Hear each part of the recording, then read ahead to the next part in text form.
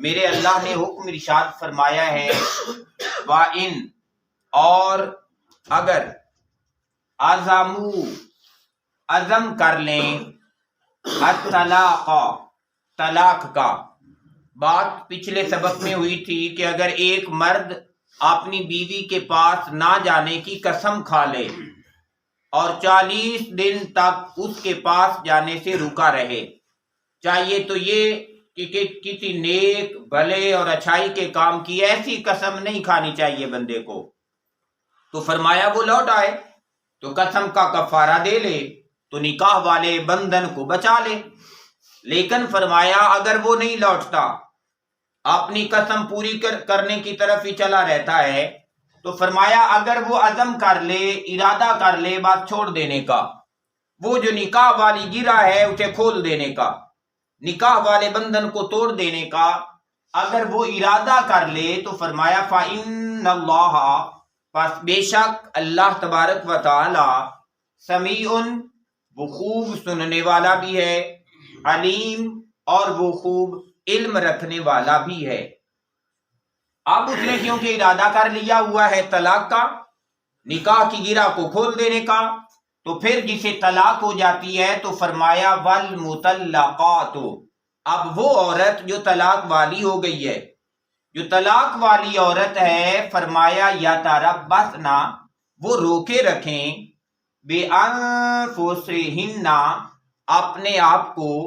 ثلاثۃ قروء، 3 حیض تک،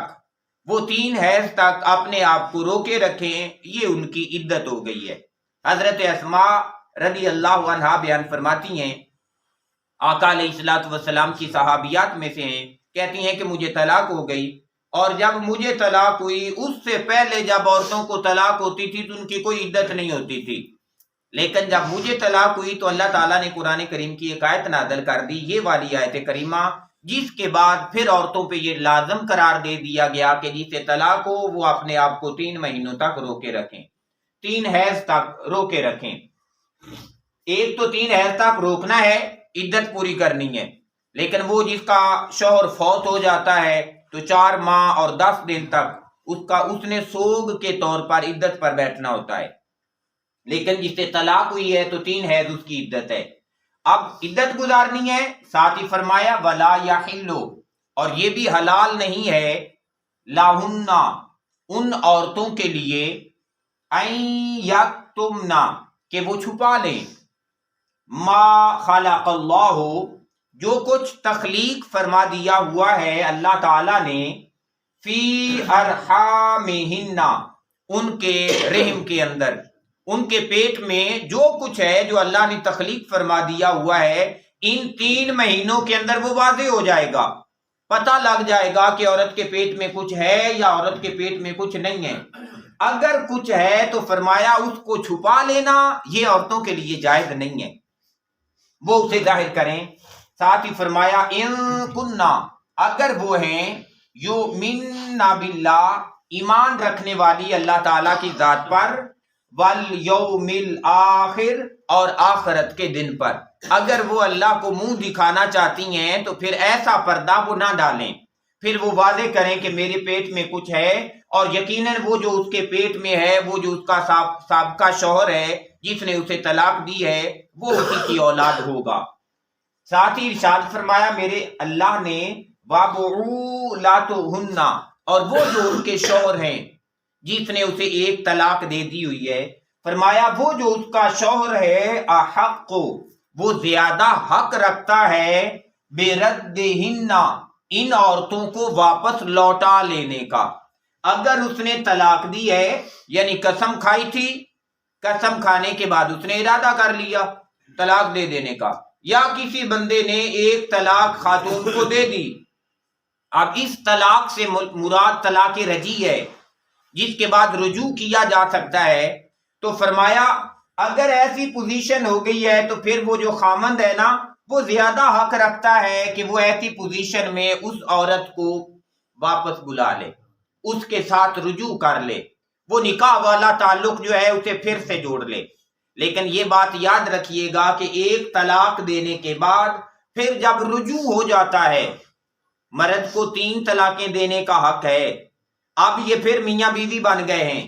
یہ دونوں اکٹھے ہو گئے ہیں، لیکن ان دونوں کے اکٹھے ہو جانے کے باوجود ایک حق اس کا جاتا رہا۔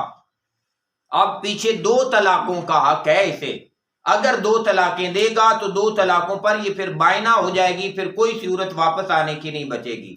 گویا تعلق جڑ جانے سے یہ نہیں ہو سکتا کہ اب پھر یہ 3 طلاقیں دے سکتا ہے، پھر یہ 3 نہیں دے سکتا، اس کے پاس 2 ہی حق باقی ہیں۔